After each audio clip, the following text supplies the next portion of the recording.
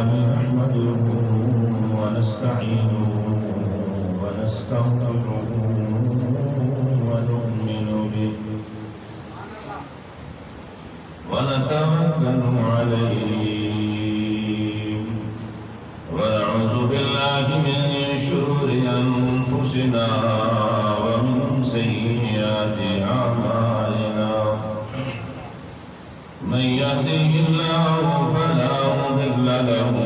ومن يضلله فلا هادي له ونشهد أن لا إله إلا الله وحده لا شريك له ونشهد أن سيدنا وسندنا وحبيبنا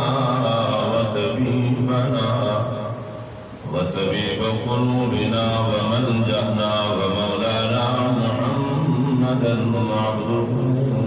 ورسوله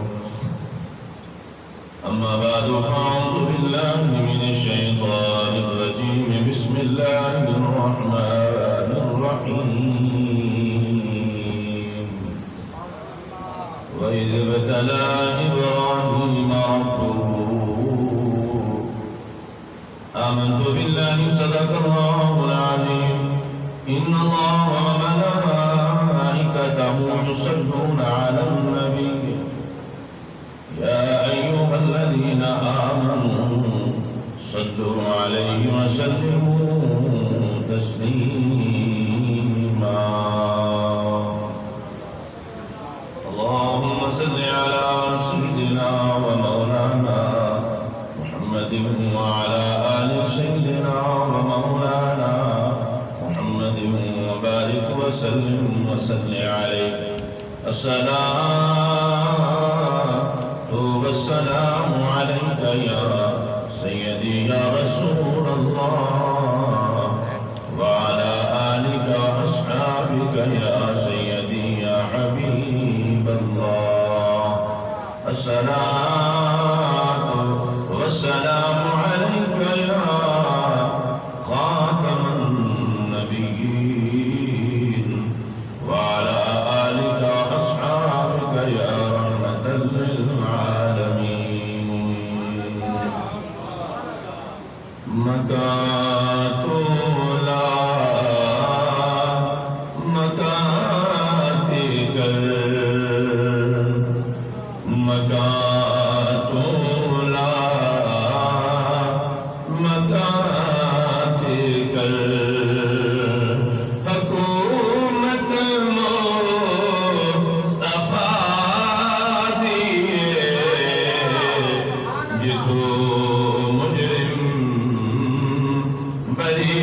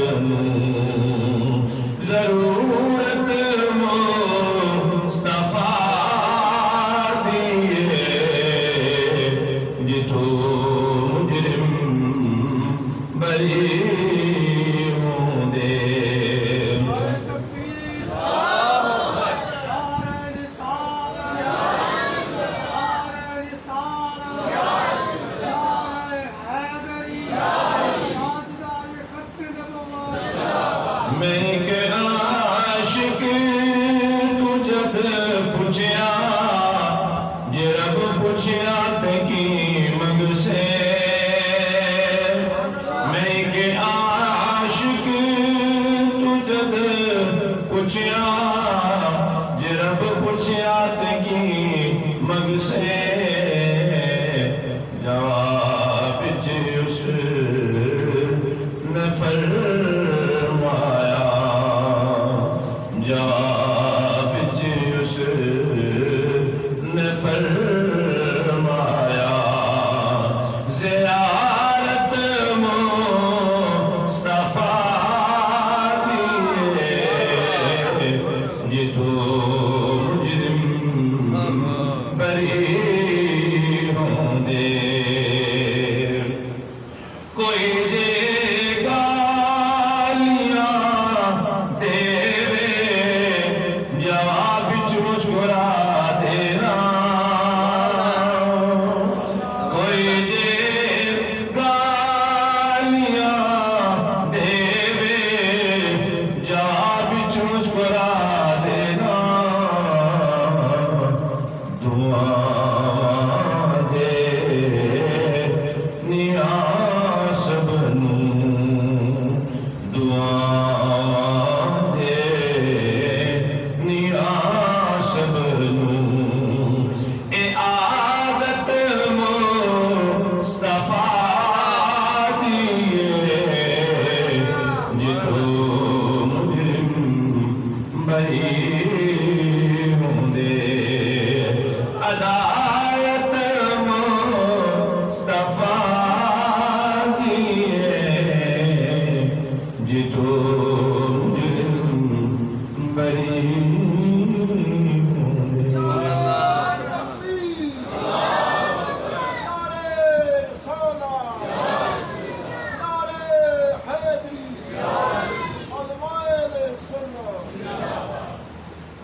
بعد الحمد و ثناء تمام تعریف خالق کائنات مالک ارض و سما کے لیے جو تمام کائنات کا خالق و مالک ہے اب یہ درود و سلام آقائے نامدار مدنی تاجدار فخر موجودات صلی اللہ علیہ وسلم کی ذات مبارکہ کے لیے جو وجہ تخلیق کائنات ہیں خالق کائنات حضور آپ کی حاضری کو اپنی بارگاہ میں اپنے محبوب کی بارگاہ میں شرف و قبولیت عطا فرمائے حضور کی پکی سچی غلامی نصیب فرمائے اور اسی غلامی میں زندگی اور اسی غلامی میں موت نصیب فرمائے اور جب نزا کا وقت ہو تو اسی چمکتے ہوئے چہرے کی اللہ مجھے اور آپ کو زیارت نصیب فرمائے اور جب قبر میں جائیں تو اسی چہرے کی اللہ مجھے اور آپ پہچان عطا فرمائے اور جب حشر کا میدان ہو اللہ حضور کی دسترس سے حوض کوثر کا جام بھی عطا فرمائے حضور کی شفاعت کبریٰ بھی نصیب فرمائے حضرت وقار یہ ساری رونقیں یہ ساری بہاریں یہ ساری عزتیں یہ سارے وقار آج میرے اور آپ کے دامن میں اگر ہیں تو آمینہ کے لال کے صدقے ہیں حضور کی نسبت کا صدقہ ہے کہ کبھی ہمیں رمضان کا خوبصورت مہینہ ملتا ہے اور اس کے اختتام پہ ہمیں عید الفطر منانے کا دن اللہ عطا کرتا ہے اور کبھی ذوالحج کا ماہ مقدس عطا کرتا ہے کہ جس کے دامن کے اندر برکتیں ہی برکتیں ہیں اور پھر جو سنت ابراہیمی کو زندہ کرتا ہے حضرت ابراہیم علیہ السلام کی اداؤں کو اپناتا ہے یاد کرتا ہے اور پھر اللہ اسے یہ دن عطا کرتا ہے کہ وہ سنت ابراہیمی کو بھی زندہ کرے اور اس خوبصورت دن کو بھی منائے کل عید کے اجتماع کے اندر چند ایک باتیں بیان کی تھی اسی حوالے سے چند ایک معروضات اور احباب کی گوشت گزار کرنی ہے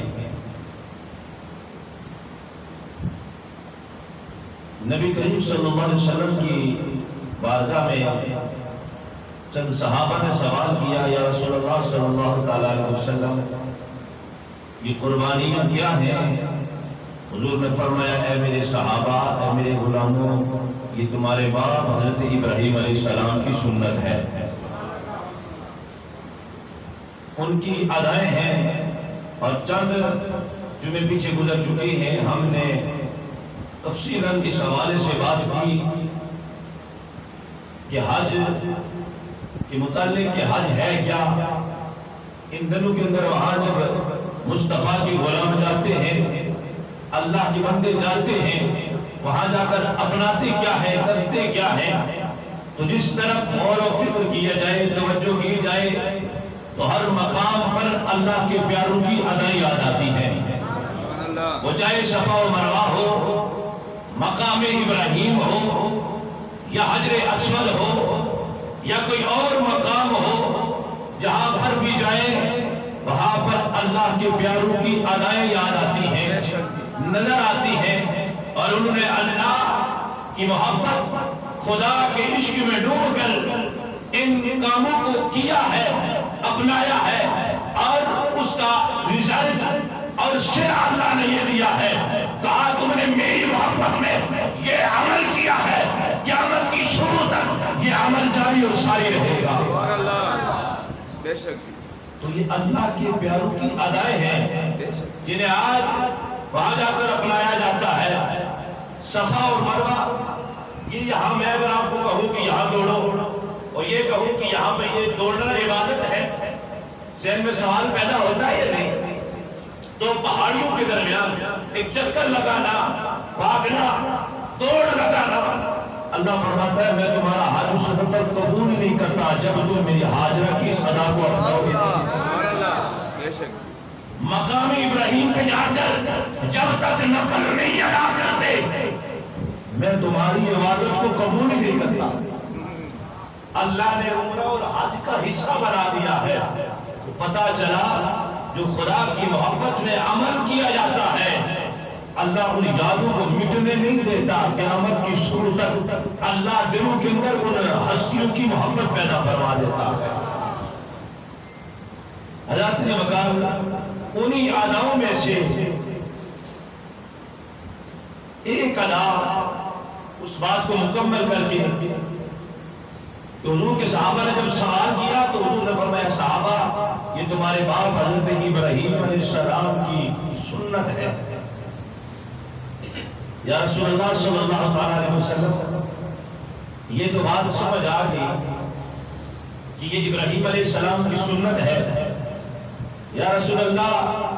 ہم جب قربانی کرتے ہیں تو اس کا اجر اور صلہ ہمیں کیا ملتا ہے؟ میرے رب کے آقا صلی اللہ علیہ وسلم نے ارشاد فرمایا اے میرے صحابہ جب تم قربانی کا جانور ذبح کرتے ہو، سنت ابراہیمی کو زندہ کرتے ہو، خالصتاً اللہ کی رضا کے لیے، اس کی خوشنودی کے لیے، اس کی محبت حاصل کرنے کے لیے، اس کی چاہت کو حاصل کرنے کے لیے، میں اس کے خون کا قطرہ زمین پر بعد میں گرتا ہے، اللہ تمہارے اس عمل کو اپنی بارگاہ میں پہلے قبول فرما لیتا ہے۔ شرط یہ ہے اخلاص، بے شک شرط یہ ہے کہ خدا کی رضا ہو، ایسا نہ ہو کہ ہم نے دکھلاوے کے لیے کرنا ہو۔ تو پھر یاد رکھیں جو عمل کسی دکھلاوے ریاکاری کے لیے کیا جاتا ہے اس کے اندر محض دکھلاوا اور ریاکاری ہی ملتی ہے، لوگوں کی واہ واہی ملتی ہے، باقی اللہ کے ہاں اس کا اجر و ثواب نہیں ہے۔ اور جو عمل اللہ کی رضا کے لیے کیا جاتا ہے اس کا صلہ دنیا والے نہیں خود رب العالمین عطا فرماتا ہے۔ حضور نے ارشاد فرمایا یہ تو اس کے عمل کی بات ہے، یہ جو قربانی کا جانور ہے جس طرح حضور نے عقیقے کے بارے میں ارشاد فرمایا حکم دیا گیا ہے جس طرح بچے کا عقیقہ کیا جائے۔ حضور نے حسنین کریمین کا جب عقیقہ فرمایا تو حضور نے جو دعائیہ کلمات ارشاد فرمائے، حضور نے جب دعا کی، جانور ذبح کیا، دعوت کی، لوگوں کو کھانا کھلایا،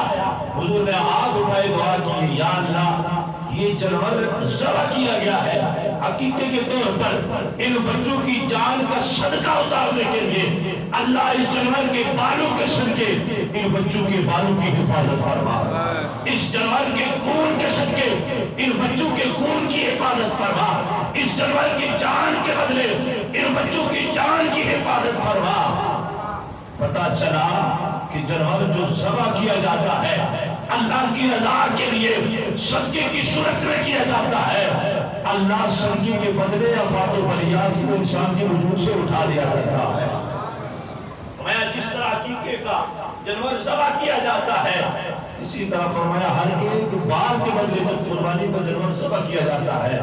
ہر ایک بال کے بدلے اللہ 10 نیکیاں عطا فرماتا ہے۔ آپ ذرا غور و فکر تو کریں، اللہ نے میرے لیے اور آپ کے لیے حضور کے صدقے کتنی نیکیاں اور کتنی برکتیں رکھی ہیں۔ ہم نے جانور ذبح کرنا ہے، گوشت بھی خود کھانا ہے اور نیکیاں مفت کی ہیں، ورنہ یہ میرے پیاروں کی ادائیں ہیں، ان اداؤں کو اپناتے تم رہو، برکتیں بھی حاصل کرتے رہو، نیکیاں بھی حاصل کرتے رہو اور خوب سیر ہو کر میں تم کھانا بھی کھاؤ، میں اس پر بھی تمہیں اجر و ثواب عطا فرماؤں گا اور برکتیں عطا فرماؤں گا۔ یہ ان پیاروں کی ادائیں ہیں۔ اور فرمایا حضور نے فرمایا ہر ایک بار کے بدلے 10 نیکی بھی اللہ عطا فرماتا ہے، اور کل قیامت کے دن یہ جانور سواری کے طور پر جو قربانی کرے گا نا جس جانور کو، اس سواری کے طور پر کل قیامت کے دن اسے دیا جائے گا۔ حضور نے فرمایا وہ اس پر بیٹھ کر پرصراط کو پار کرے گا اور اسی جانور پر بیٹھ کر اللہ اس شخص کو جنت میں داخل فرما دے گا۔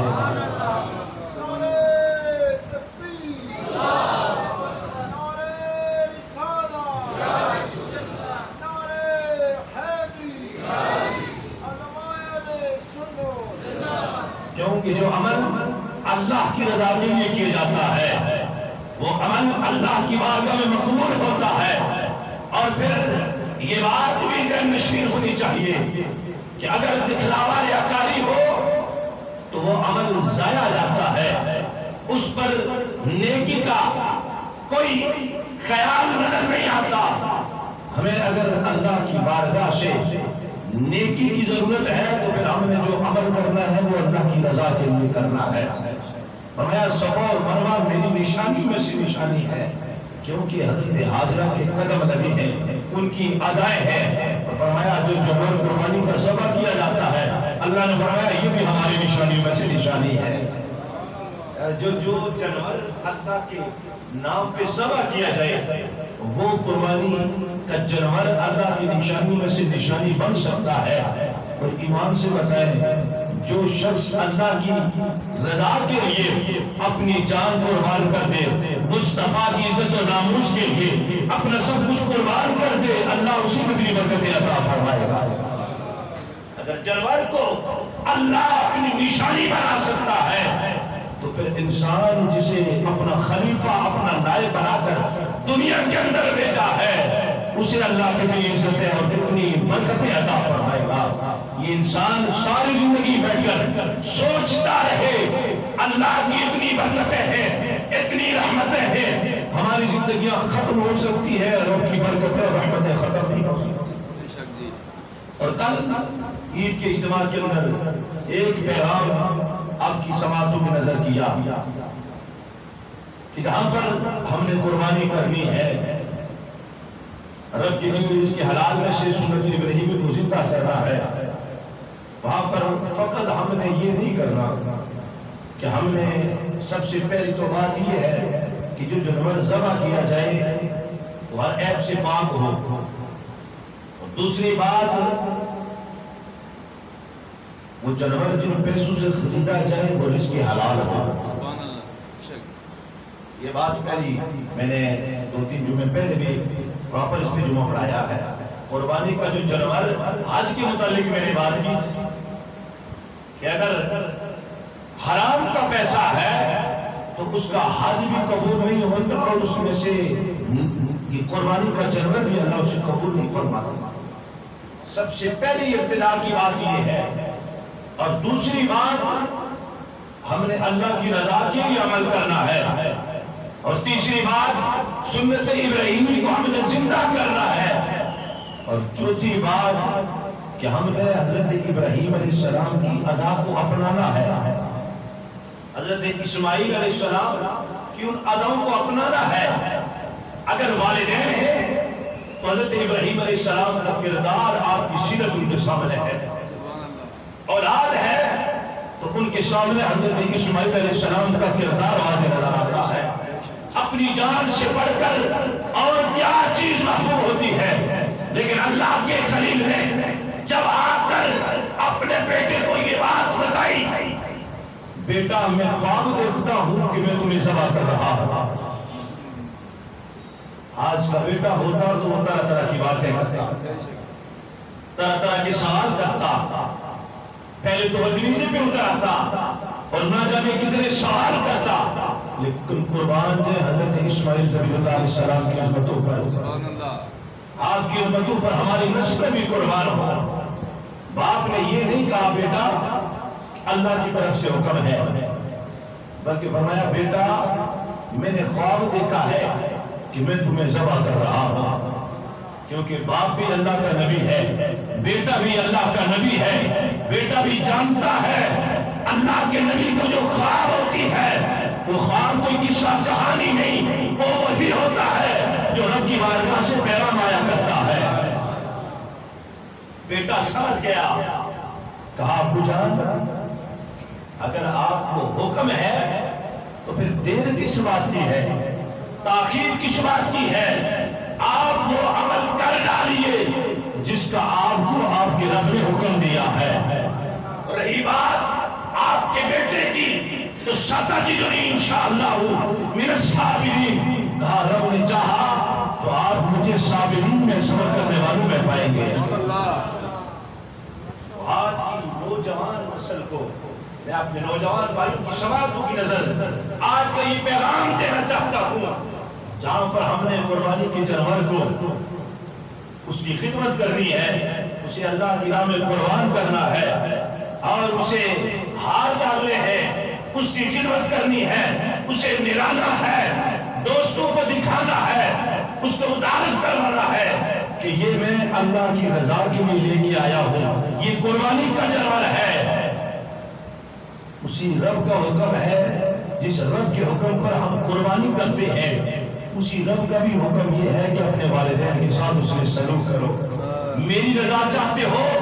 اپنے والدین کے قدموں میں آ جاؤ۔ یہ جو قربانی کا پورا ایک فلسفہ ہے، یہ کوئی قصہ کہانی نہیں، اس کے اندر ایک پوری داستان ہمیں نظر آتی ہے، ایک باپ کا کردار بھی نظر آتا ہے، ایک ماں کا کردار بھی نظر آتا ہے، ایک بیٹے کا کردار بھی نظر آتا ہے، ماں ہو تو اس کے سامنے حضرت حاجرہ کا کردار نظر آتا ہے۔ شیطان جب آتا ہے آ کر کہتا ہے حاجرہ تمہیں پتا ہے کہ یہ ابراہیم تمہارا دشمن ہے، یہ اسماعیل کو کہاں لے کر جا رہا ہے؟ کہاں لے کر جا رہا ہے؟ دوست کے ہاں، کہا نہیں یہ تو ذبح کرنے کے لیے لے کے جا رہا ہے۔ کہا تو پاگل تو نہیں ہے،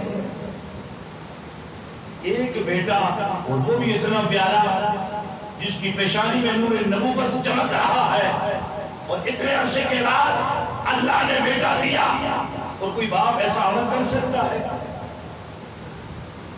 جب آپ کی اس پختہ جواب کو شیطان نے سنا نا، اس نے کہا آپ ٹھیک کہتی ہے، لیکن بات یہ ہے کہ ابراہیم علیہ السلام کو یہ گمان ہے، وہ یہ سوچتے ہیں کہ یہ رب کی طرف سے حکم ہے۔ آج کی ماؤں اور بہن بیٹیوں کے لیے حضرت حاجرہ سلام اللہ علیہا کا یہ ایک پیغام ہے۔ آپ کا تاریخی جملہ تھا، آپ نے کہا تو کہیں شیطان نظر آتا ہے، کہا یہ تو ایک اسماعیل ہے، اگر 1000 اسماعیل بھی رکھ دے اور رب کی رضا کے لیے ایک ایک کر کے رب کے نام پہ قربان کرنے کے لیے تیار ہو۔ کہا یہ تو ایک اسماعیل ہے، 1000 اسماعیل بھی ہو، اس جیسے 1000 بیٹے بھی ہو، اور اگر رب کی رضا ہو، حاجرہ اللہ کی رضا کے لیے ایک ایک کر کے اپنا بیٹا رب کے نام پہ قربان کرنے کے لیے تیار ہے۔ جب اس کی دال نہ گلی تو حضرت اسماعیل علیہ السلام کے پاس گیا، جا کر انہیں ورلایا۔ آپ نے فرمایا یہی جملہ کہ اگر رب کی رضا ہے تو پھر سن لو، یہ تو ایک جان ہے، اگر اللہ مجھے ایک زندگی دے، پھر موت دے، پھر زندگی دے، پھر موت دے،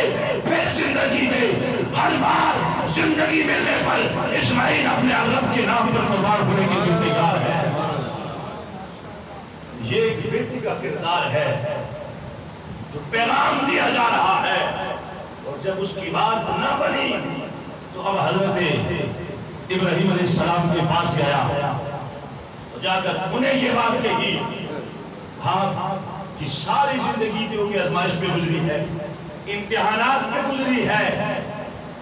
جا کر جب آپ سے مخاطب ہوا اور آپ کو جا کر یہ کہا، آپ نے فرمایا یہ تو میرا ایک بیٹا ہے، اگر لاکھوں کروڑوں بیٹے بھی اللہ ایسے عطا کرے اور اگر رب کی رضا ہو، ابراہیم بغیر سوچے سمجھے رب کے نام پر قربان کرنے کے لیے تیار ہے۔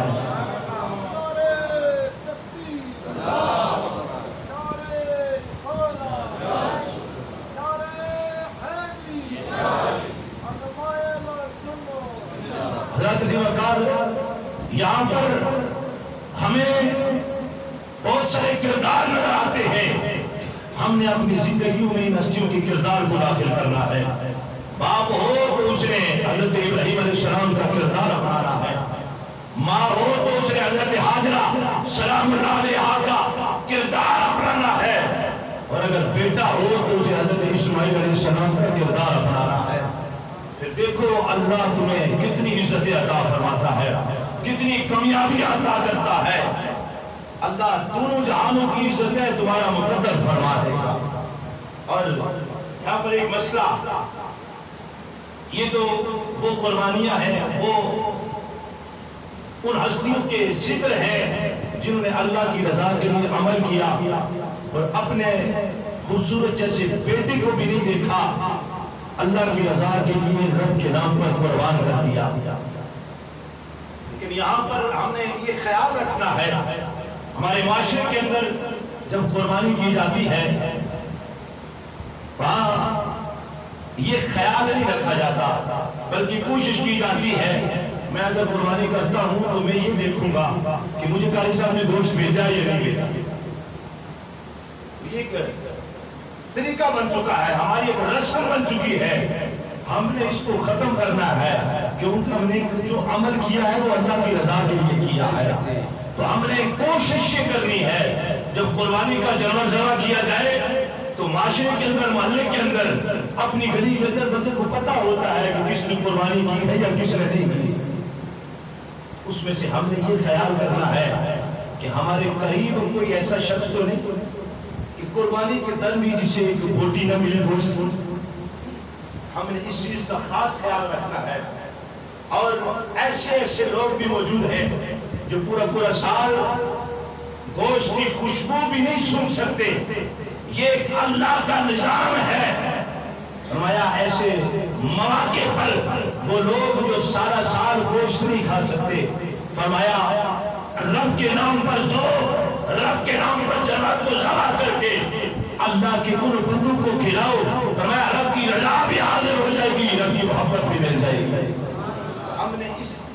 اس عمل کو اپنی زندگی کے اندر بھی داخل کرنا ہے۔ جن احباب نے قربانیاں دی ہیں اللہ ان کی قربانی کو اپنی بارگاہ میں قبول فرمائے، اور جنہوں نے ابھی کرنیاں ہیں، ارادہ رکھتے ہیں، اللہ انہیں اپنی شان کے مطابق اجر و ثواب عطا فرمائے۔ ہم نے ان چیزوں کا خاص خیال رکھنا ہے کہ ہم نے گوشت کے اندر جب تقسیم کرنی ہے تو اپنے گرد و نواح کے اندر، اپنے اضلاع و اقربا کے اندر، رشتہ داروں کے اندر اس چیز کا خاص خیال رکھنا ہے۔ اور کوشش یہ بھی کرنی چاہیے کہ ہم ایک بکرا ذبح کرتے ہیں، ہماری کوشش یہ ہوتی ہے کہ اس میں سے 100 پیکٹ بنے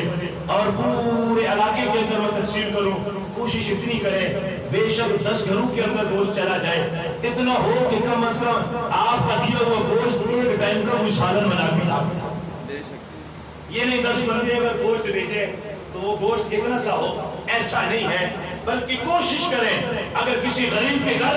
آپ کی قربانی کا گوشت جائے تو غریب کے بچے سیر ہو کر ایک وقت کا کھانا کھا سکیں۔ اس پہ اللہ تمہاری قربانی کو بھی قبول فرما دے گا اور اللہ اپنی محبت بھی تمہیں عطا فرما دے گا، وہ اجر و ثواب بھی عطا فرما دے گا۔ خالق کائنات کی بارگاہ میں دعا ہے اللہ ہماری قربانیوں کو، ہمارے اعمال کو اپنی بارگاہ میں شرف قبولیت عطا فرمائے۔